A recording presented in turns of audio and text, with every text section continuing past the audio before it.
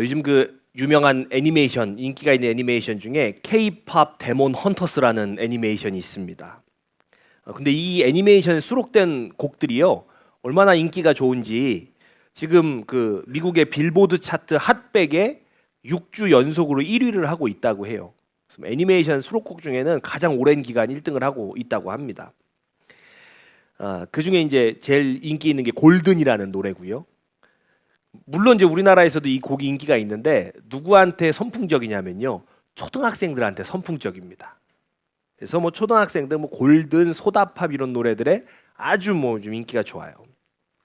애들이 제일 그 노래를 좋아하는데 뭐 사실 저는 뭐 그냥 그거 사실 보지도 않았고 그 뭐 뭔 노래인지 잘 몰라요. 잘 모르는데 엊그제 이제 저희 아이들 그 공개 수업을 한다 그래가지고 한번 가봤습니다. 갔더니 그 둘째 아이가 1학년 이제 이렇게 공개 수업을 하는데, 그 1학년 공개 수업은 약간 유치원 같이 이제 그렇게 교실도 좀 그렇게 돼 있고요. 그렇게 하는데 갑자기 중간에 이제 뭐 춤 잘 추는 애들은 나 춤을 추라고 선생님 노래를 막 틀어준 거예요. 그래서 노래를 틀어주는데 소다팝을 틀어주더라고요. 그래서 뭐 이렇게 틀어주는데 이렇게 막 애들 나와서 이제 춤추고 막 스티커 받고 막 그래요. 이렇게 했는데, 근데 그러고 나서 이제 가만히 한번 듣고 나니까 이게 자꾸 귓가에 이게 맴도는 거예요. 소다팝 소다팝 하면서 맴돌더라고요. 그래서 요즘 뭐라고 하냐면 이 곡도 수능 금지곡으로 빨리 지정을 하는 게 시급하다는 거예요. 이렇게 수능 시험 보려고 하면 또 그런 게 막 귀에 맴돌잖아요. 우리가 이제 종종 이렇게 살다 보면 그 어떤 곡 노래 중에 그렇게 귓가에 막 탁 꽂히는 게 있어요. 그래서 그게 맴도는 그런 노래들이 있지요. 그렇게 생각나고 귀에 막 탁 꽂히는 노래가 이제 우리가 이렇게 살다 보면 다 있는데, 오늘 성경을 보면 이 사울의 귀에도 노래가 하나 딱 꽂힙니다. 그 사울의 귀에 딱 꽂힌 노래가 뭐냐? 이 사울과 다윗이 전쟁을 마치고 돌아올 때 여인들이 부르던 그 노래예요. 그래서 다윗과 이제 사울 왕이 블레셋과의 전쟁에서 돌아오는 길이었던 것 같습니다. 오늘 본문을 보면 이스라엘 여인들이요 막 소고를 치면서 노래를 불렀다고 해요. 춤을 추면서 막 사울과 다윗을 환영하면서 노래를 불렀다고 하죠. 아마도 뭐 전쟁에 승리하고 돌아왔던 길이 아닐까 싶습니다. 그런데 이 노래가, 이 노래 가락이, 이 노래 가사가 사울 왕의 귀에 콱 꽂혀버린 거예요. 그게 내용이 뭐냐? 여인들이 이렇게 노래합니다. 사울이 죽인 자는 천천히요, 다윗은 만만이로다. 이 가사가 다 꽂힌 거예요. 사울이 수천 명을 죽였지만 다윗은 뭐 수만 명을 죽였다, 이런 노래죠. 그러니까 아마도 전쟁의 공이 사울보다는 다윗이 더 크다, 뭐 이런 노래였을 것 같아요. 이 노래가 딱 귀에 꽂히니까 그 노래의 가사가 사울의 감정에 큰 영향을 미칩니다. 그래서 본문 8절을 보면 뭐라고 기록하냐면 사울이 불쾌하여 심히 노했다라고 기록을 해요. 자, 여기서 불쾌하다라는 표현은 히브리어로 야라라는 단어인데, 그 단어가 어떤 의미냐면요, 본래의 의미가 두려워하다라는 뜻을 가지고 있어요.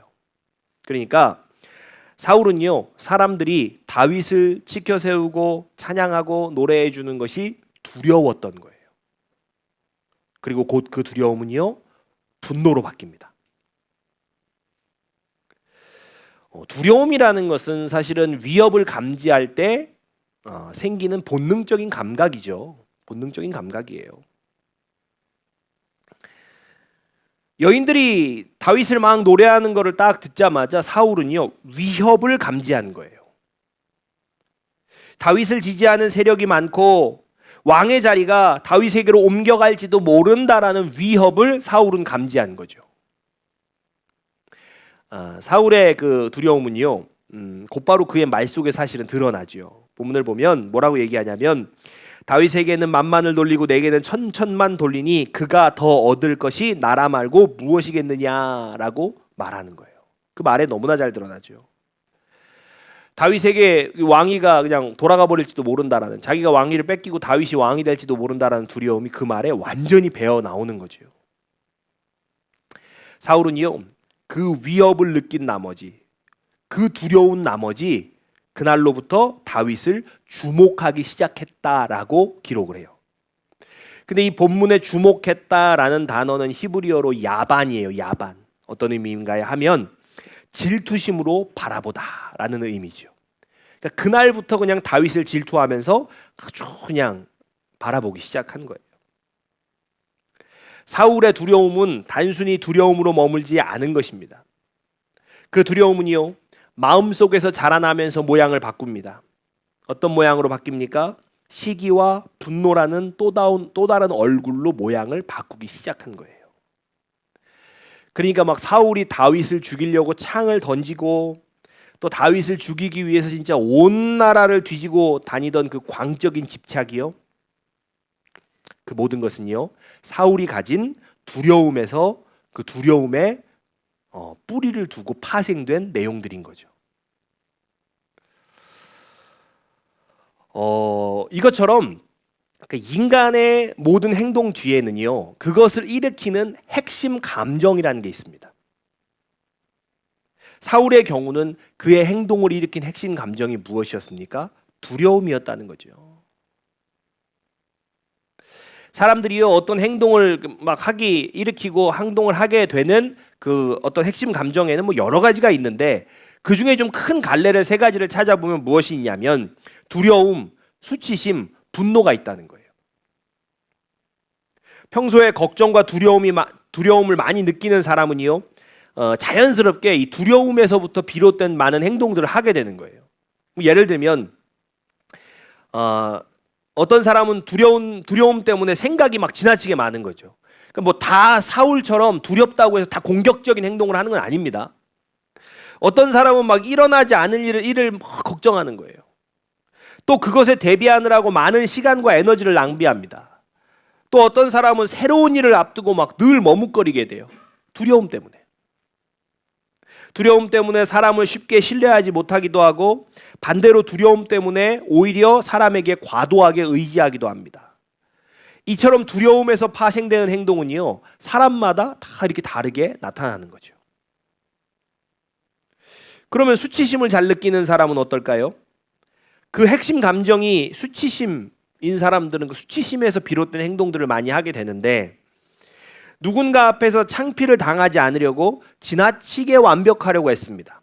혹은 자신의 실패를 드러내는 것을 극도로 꺼려서 오히려 스스로를 막 과대 포장하기도 하죠. 어린 시절에 가난 때문에 깊은 수치를 경험했다면 성인이 되어서요, 돈에 예민한 모습을 막 나타낼 수도 있습니다. 공부에 대해서 수치심을 느낀 사람은 과도하게 학벌에 집착할 수도 있어요. 또 반대로요, 아예 학벌을 무시하는 그런 성향을 나타내기도 합니다. 뭐 수치심에서 나타내는 그런 그 사실 행동도 천차만별이죠. 화가 잘 나는 사람은 어떨까요? 그 핵심 감정인 분노에서 비롯된 그 분노가 일으키는 행동들을 많이 하는 거죠. 화가 쉽게 누그러지지 않아서 누군가를 잘 용서하지를 못하고요, 오랫동안 앙심을 품기도 하고, 또 불의나 부당함을 참지 못해서 신중히 생각할 겨를도 없이 공격적으로 대응하는 것이 습관이 되기도 합니다. 또 분노가 많은 사람은 자신이 불편해지거나 위협을 느끼는 상황 자체를 최소화하려는 특징이 있어요. 그래서 어떻게 하냐면 사람과 행동을 통제하려는 행동으로 나타나는 거예요. 또 잦은 분노 표출로 인해서요, 비관적인 언어 습관을 가지게 되고, 이로 인해서 인간관계에 문제가 생기고 삶에서 잦은 다툼을 반복하기도 합니다. 이게 분노라는 감정을 가진 분들의 여러 가지 그런 그 모양 중에 또 이런 부분들이죠. 그러니까 사실은 지금 제가 말씀드린 것들은요, 그러니까 단순히 몇 가지 예예요. 각자 자신이 가지고 있는 핵심 감정에 따라서 나타나는 행동과 모습은 천차만별입니다. 자, 그러면 하나님께서는 오늘 왜 사울의 경우를 통해서 사람의 특정 행동을 일으키는 핵심 감정, 그러니까 이 핵심 감정에 대해서 생각해 보게 하셨냐는 거예요. 왜 하나님은 오늘 말씀을 통해서 사울을 보면서 그 핵심 감정이 어떤 행동을 일으키는 이 모습을 왜 살펴보게 하셨을까? 이것은요, 나의 핵심 감정이 나의 죄와 깊이 연결되기 때문이에요. 여러분, 사울은 두려움이라는, 자신 안에 있는 두려움이라는 그 핵심 감정 때문에 결국 다윗을 죽이려고 했습니다. 또 도망 중인 다윗에게 먹을 것을 주었다라는 이유로 노베 제사장들에게 분노해서요, 제사장 85명을 몰살시키는 죄를 짓습니다. 그러니까 다윗은 다윗을 죽이려고 했지만 다른 사람들이 이미 죽인 거예요. 그 분노, 그 두려움이라는 감정이요. 여러분, 사실은 두려움이라는 감정은 사람에게는 뭐 대단히 보편적이고 그냥 일반적인 감정이죠. 자연스러운 거예요. 우리 중에 두려움 없는 사람이 어디 있겠습니까? 그게 뭐 결코 품어서는 안 되는 감정이 아니에요. 두려운 마음을 어떻게 품어? 아니에요. 그 누구나 있는 감정이에요. 사실은 두려움뿐만 아니라 모든 감정이라는 게 다 하나님 주신 사람의 자연스러운 모습이죠. 자, 문제는 뭐냐면, 그런데 문제가 뭐냐? 이러한 감정들을 제대로 다루지 못할 때예요. 이러한 감정들을 제대로 다루지 못할 때 그것이요, 죄로 연결되기가 대단히 쉽다는 겁니다. 창세기에서 가인은요, 하나님께서 동생 아벨의 제물만을 받아주시니까 화가 나서요, 그 화를 어떻게 잘못 다루어서 어떻게 됩니까? 동생을 죽여요.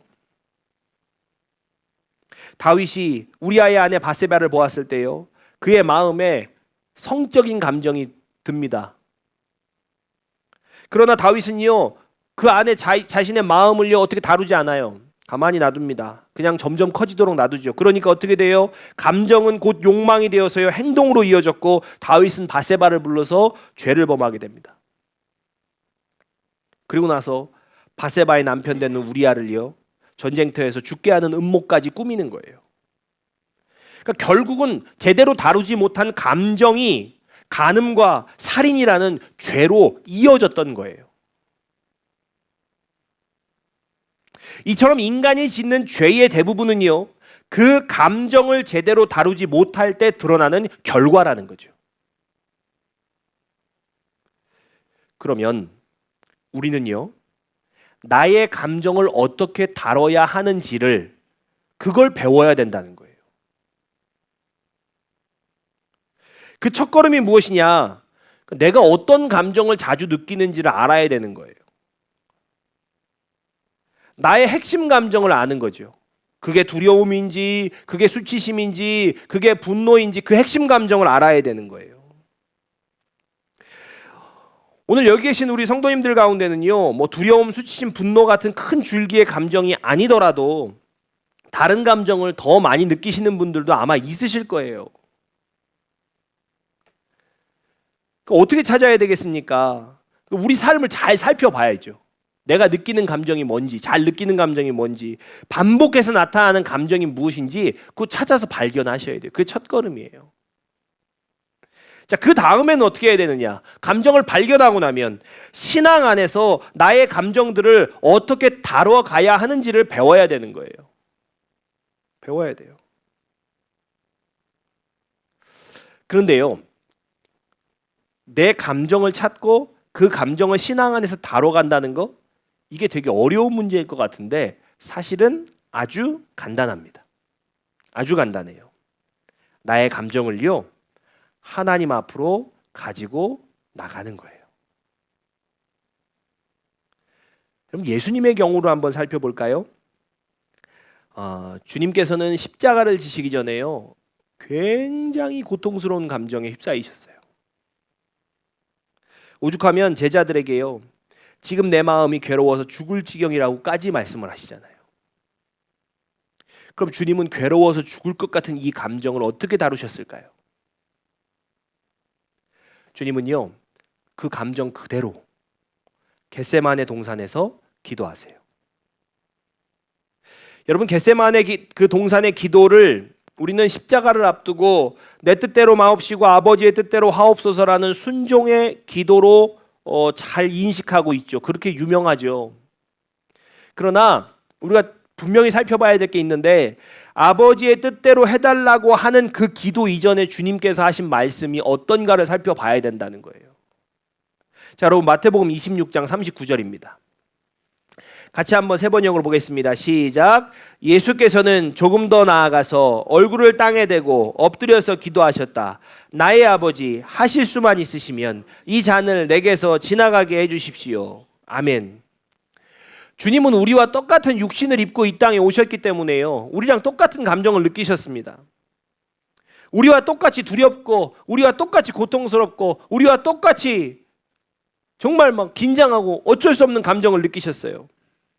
그러나 우리와 다른 점이 무엇이었냐? 주님께서는요, 두렵고 고통스러운 그 감정을요, 하나님께 숨기지 않았다는 거예요. 주님은 분명히 기도합니다. 주님, 이 잔이 내게서 지나갈 수 있다면 지나가게 하옵소서라고 하나님 앞에 털어놓았다는 거예요. 여러분, 모세는 어땠을까? 모세는요, 이스라엘 백성의 지도자로서요, 정말 말할 수 없는 압박감과 부담을 느꼈습니다. 그 상황이 극에 달했을 때요, 어떻게 하느냐? 하나님 앞에 나아갑니다. 그리고 하나님 앞에 이렇게 털어놔요. 자, 민수기 11장 12절로 14절입니다. 자, 세 번역으로 같이 봅니다. 시작. 이 모든 백성을 제가 베기라도 했습니까? 제가 그들을 낳기라도 했습니까? 어찌하여 저더러 주님께서 그들의 조상에게 맹세하신 땅으로 마치 유모가 젖먹이를 품듯이 그들을 품에 품고 가라고 하십니까? 백성은 저를 보고 울면서 우리가 먹을 수 있는 고기를 달라 하고 외치는데 이 모든 백성에게 줄 고기를 제가 어디서 구할 수 있습니까? 저 혼자서는 도저히 이 모든 백성을 짊어질 수 없습니다. 저에게는 너무 무겁습니다. 아멘. 모세가요, 백성들에게 내가 니들 고기 주는 사람이냐? 내가 니네 엄마야? 라고 분노를 표출하지 않았어요. 대신에 그 마음, 그 감정 그대로 하나님 앞에 가서 고백하는 거예요. 말씀 가만히 보면 그렇잖아요. 내가 하나님 얘들 엄마예요. 내가 얘들 유모예요. 얘들 젖을 줘야 돼요. 뭐 해야 돼요? 얘들이 맨날 고기 달라고 그러고 배고프다 그러고 그 감정과 그 압박을요, 하나님 앞에 가지고 나가서 다 쏟아냅니다. 여러분, 이렇게 나의 감정을 하나님 앞에 가지고 나가서 쏟아내고 다 내어놓으면 어떤 결과가 일어나는가? 예수님의 경우는 어떻습니까? 두려움을요, 그 두려움, 그 정말 괴로움을 하나님 앞에 가지고 나가니까 그 십자가 앞에서 도망치게 되는 것이 아니라 오히려 그 두려움을 극복하고 십자가를 지는 순종으로 이것이 승화되는 거죠. 나타나는 거죠. 하나님 그렇게 해주시는 거예요. 모세는 그 억눌린 그 감정, 압박감, 분노를 하나님께 쏟아놓으니까 그게 어떻게 되냐면 그 백성들과의 불화로 연결되는 게 아니라 대신에 하나님께서 어떻게 하세요? 메추라기를 내려주셔서 고기를 먹게 하셔서 모세를요, 도와주시는 거예요. 여러분, 나의 감정이라는 것을 하나님 앞에 가지고 나가면 두 가지의 모습으로 결과가 나타납니다.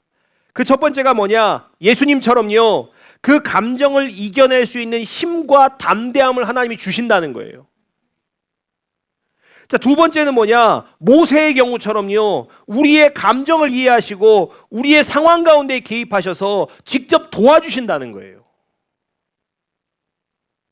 하나님께 나의 감정을 가지고 나가면 감정을 다룰 줄 몰라서 이를 그르치거나 좌절하거나 우울하거나 분노에 사로잡힐 필요가 없는 거예요. 왜요? 해답은 나한테 있는 게 아니니까요. 해답은 하나님께 있기 때문입니다. 물론 우리 가운데 내 감정을 다 그대로 가지고 사는 사람이 어디 있겠어요? 화날 때마다 화내고 두려울 때마다 벌벌 떠는 사람이 어디 있어요? 다 감정 조절이라는 걸 합니다. 그런데요, 우리가 하는 감정 조절이라는 것이 대부분 어떤 거예요? 참는 거죠. 참는 거죠. 그런데 내가 이겨낸 두려움, 내가 꾹 참아낸 분노, 이런 것들이 사실은 사라진 게 아니라는 거죠. 결국은 어떻게 돼요? 내 마음 구석 어딘가에 이게 쌓이게 되는 거예요. 두려움을 꾹 참았습니다. 분노를 꾹 참았습니다. 사라진 게 아니라 내 마음 어딘 깊은 곳에 이게 그냥 켜켜이 쌓이는 거예요. 사실 내 안에 감정을 쌓아둔다는 것이 그게 잘 다루는 건 아닙니다. 그냥 그건 참는 거죠. 다룬 게 아니라 참는 거죠. 그런데요, 이 참음, 인내라는 그래도 우리가 나쁘게 생각하는 단어 아니잖아요. 좋게 보는 단어잖아요. 그 포장지 안에 우리의 감정을 잘 쌓아가지고 이렇게 가지고 있다 보면 어떻게 됩니까? 언젠가는 펑 하고 터지는 거예요. 인간의 인내라는 것에는요, 분명히 한계가 있습니다. 분명히 한계가 있어요. 그래서 오늘날 많은 사람들이 겪는 우울증, 신경증, 각종 심리적, 육체적 질병은요, 그 참음이라는, 인내라는 포장지 안에 감춰 놓았던 감정들이 결국은 그 안에서 썩어 문드러진 결과가 아닌가 싶은 거예요. 자, 그런데요, 우리가 하나님 앞에 나의 감정을 가지고 나가요. 하나님 앞에 그 감정을 가지고 나가면 그것은 내 안에 쌓이는 것이 아니라 내 안에서 꺼내지는 거예요. 하나님께 꺼내 놓을 때 그 감정은요, 더 이상 나를 짓누르거나 혹은 내 안에서 뭐 썩어 문드러지지 않아요. 이미 다 꺼내버렸으니까요. 감정이 나를 억누를 때 우리는 감정을 다루는데 자주 실패하지요. 그러나 우리가 계속해서 하나님께 우리의 감정을 내어놓을 때 그 감정은 더 이상 우리를 지배하지 못하는 거예요. 그런데 혹은 이렇게 생각하시는 분이 있을 수가 있어요. 우리가 신앙생활 오래 하다 보면 그 하나님 앞에 감정을, 내 마음을 안 가지고 나가봤겠어요? 가지고 나가봤지. 그러니까 어떻게 생각하시냐면 내가 이미 하나님 앞에 내 마음과 내 감정을 털어놓아 봤는데 별 변화가 없더라는 거죠. 그런데 여러분 잘 생각해 보셔야 돼요. 평생 억누르고 참아온 감정이라는 것이 그거 하나님 앞에 몇 번 털어놓는다고 그게 해결되겠냐는 거예요. 세월의 두께만큼 단단히 그 맺히고 눌려져 있는 감정이요, 그 몇 번 두들긴다고 다 나오는 게 아니라는 거예요. 그러니까 몇 번 하나님께 해봤는데 잘 안 됩디다 실망할 게 아니라 앞으로도요, 여러분 오랜 시간 동안 반복해서 하나님께 나의 감정을 토해내셔야 돼요. 너무 오래 쌓아놨으니까. 그래야만 내 안에 눌려있던 것들이 하나하나 비워지고요, 결국은 하나님께서 새롭게 하시는 회복을 우리가 경험할 수 있게 되는 것입니다. 근데 참 안타까운 게 뭐냐면 한국교회 안에 이 한국교회 성도들의 내재된 마음이 뭐냐면요, 자신의 감정을 좀 막 직설적으로 솔직하게 하나님 앞에 표현하는 것을 좀 불신앙적인 거라고 생각을 하는 거예요.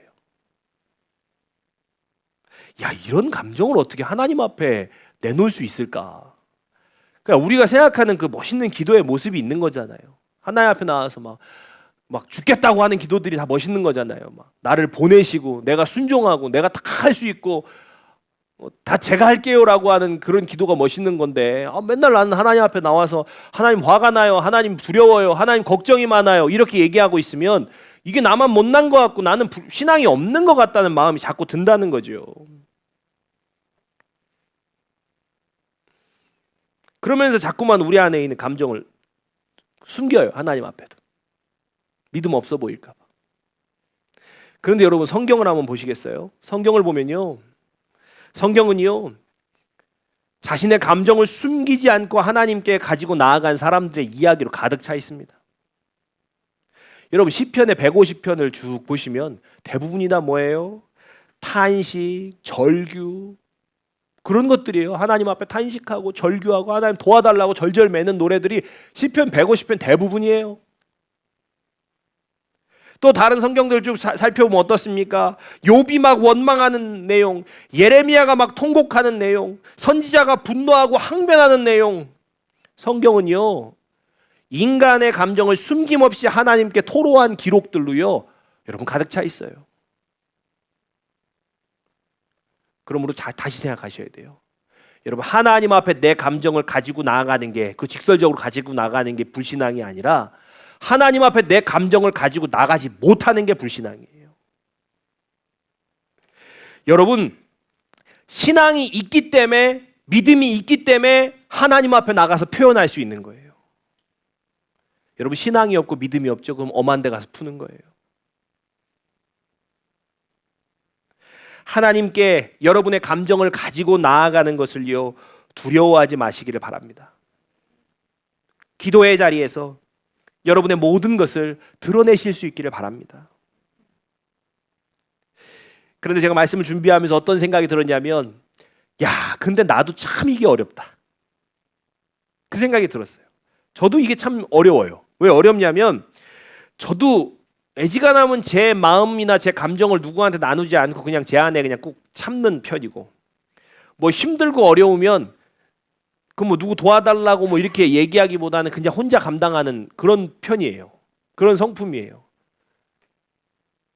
그래서 이게 신앙에도 영향을 미치니까 하나님 앞에 나와서 뭘 이렇게 도와달라, 해달라, 하나 힘들어요 이런 얘기 꺼내는 게 되게 어려워요. 참 쉽지 않아요. 근데 반대로요, 저희 아내를 보면요, 기도할 때 보면 참 하나님 앞에 숨기는 게 없어요. 물론 이제 이렇게 얘기하시면 뭐 걱정하시는 분들이 있어요. 목사님 어떻게 하려고 그러나, 오늘 큰 가정에 불화가 일어나고 막 이러지 않을까. 다 동의가 된 내용이에요. 이제 저희 아내가 이제 처음 이제 결혼하고 막 사모가 됐을 때예요. 교회에 참 너무 힘들게 하시는 분이, 지금이 아니에요. 옛날에 교회 참 힘들게 하시는 분이 있었어요. 그때 저희 아내가 기도하면서 뭐라고 했냐면, 하나님, 저 사람 진짜 못돼 먹었는데 벼락을 좀 맞아야 되는 거 아닐까요? 뭐 이런 기도를 했다 그래요.